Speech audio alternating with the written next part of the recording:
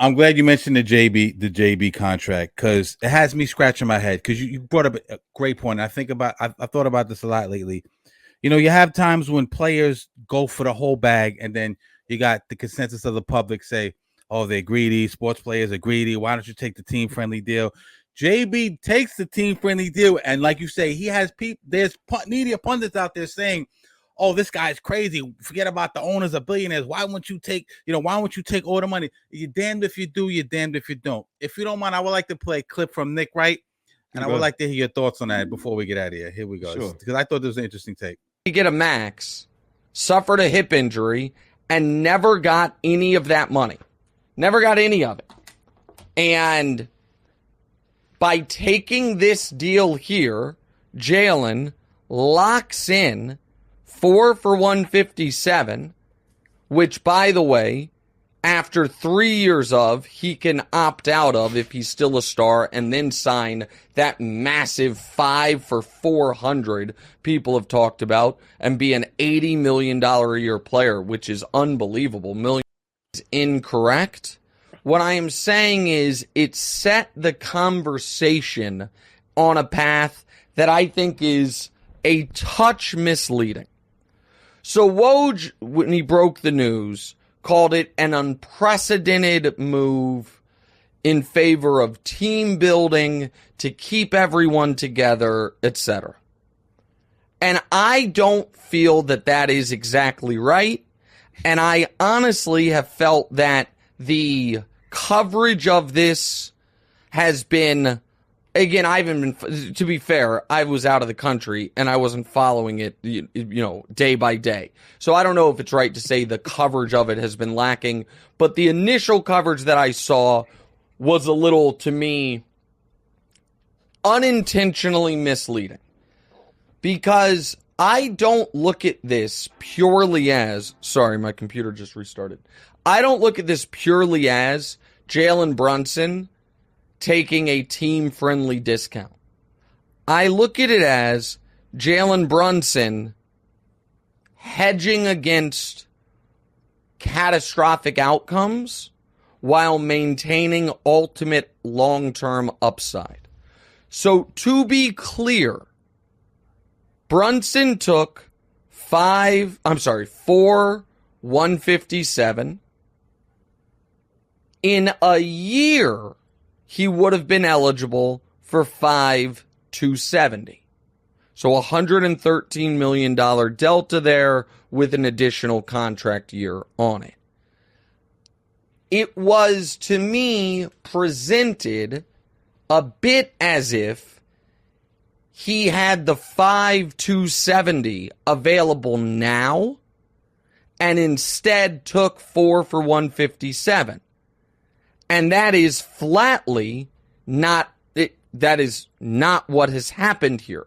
So why does that matter? I don't view it purely as taking a discount if the contract we're talking about is not actually available to you until you play another year of basketball. And the reason that that is relevant is because we have seen so many times guys get injured.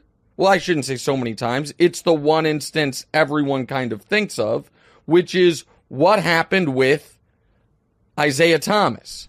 Isaiah Thomas played was getting ready to get a max, suffered a hip injury, and never got any of that money. Never got any of it.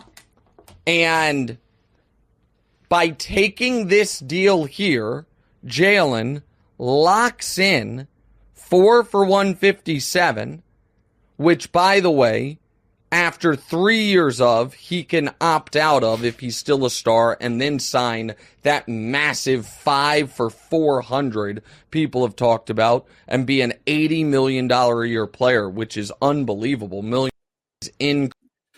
So that was a little lengthy, and I apologize. But the gist of it was saying that there was basically an ulterior motive, and the way that the PR people are spinning it is he's giving a team-friendly discount, when in fact he's hedging against injury and putting himself in his position to be the first $80 million player a year.